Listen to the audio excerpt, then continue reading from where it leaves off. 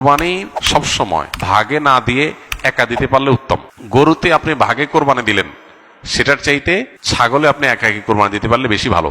কারণ সাধারণত এক ভাগ গরুতে কোরবানিতে যে টাকা যায়, সাধারণত জেনারেলি একটা ছাগলে অলমোস্ট সেই পরিমাণ বা তার চেয়ে কোনো কোনো ক্ষেত্রে 1-2 হাজার আরো বেশি যায়। তাহলে আপনার অর্থ খরচ তো অলমোস্ট সমান বা বেশি হচ্ছে।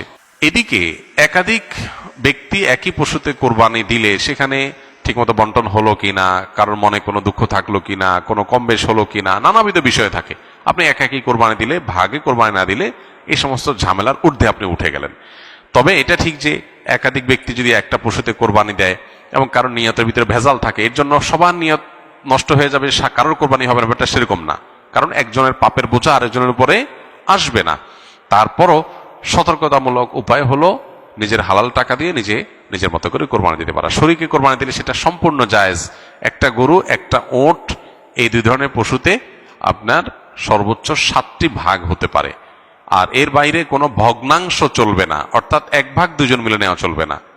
যে কোনো এক ব্যক্তি বা একটা পরিবারের তরফ থেকে একটা ভাগ হবে, এভাবে সর্বোচ্চ 7 ভাগ।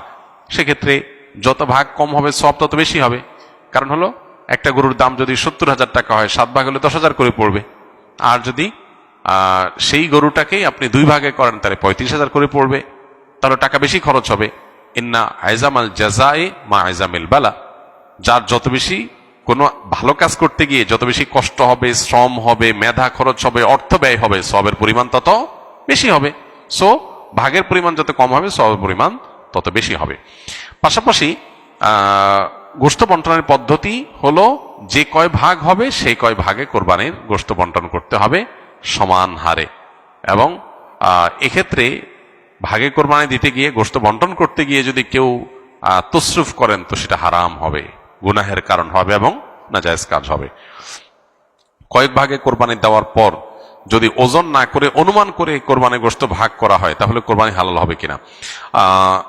অনুমান করে ভাগ করলে সেটা জায়েজ হবে তখন যখন শেয়ার হোল্ডার যারা আছেন, যাদের ভাগ আছে, তাদের কারোর মনে যদি কোনো দুঃখ না থাকে, তারা নিজেরা যদি সম্মত হন। ধরা যাক যে 2 ভাই মিলে কোরবানি দিয়েছেন, তারা চিন্তা করতেছেন এত এক্সাক্ট মাপামাপি করা ঝামেলার ব্যাপার, অনুমান করে আমরা ভাগ করে ফেলি, আমাদের কোনো দুঃখ নাই, একটু কম হোক বেশি হোক আমরা ভাই ভাই, কোনো অসুবিধা নেই। এটা যদি মন থেকে তারা সম্মত হন এবং আন্দাজ করে ভাগ করে নেন তাহলে ঠিক আছে, এটা জায়েজ আছে। কিন্তু একাধিক শেয়ার যখন থাকে তখন আসলে অনেকে হয়তো মুখে বলতে পারে হ্যাঁ অসুবিধা নেই, মনে তার দুঃখ থাকতে পারে।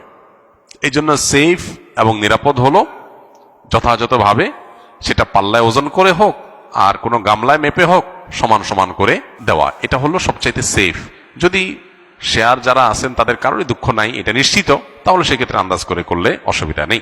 আমার বাড়ি চট্টগ্রাম হাটহাজারীতে, আমি দুবাই ছিলাম, কিছুদিন হলো দেশে আসছি আপনার সাথে দেখা করার জন্য। আমি অনেক প্রবলেমে আছি, আপনার সাথে কিছু কথা না বললেই নয়, দয়া করে মূল্যবান সময় থেকে আমাদের কিছু সময় দিন।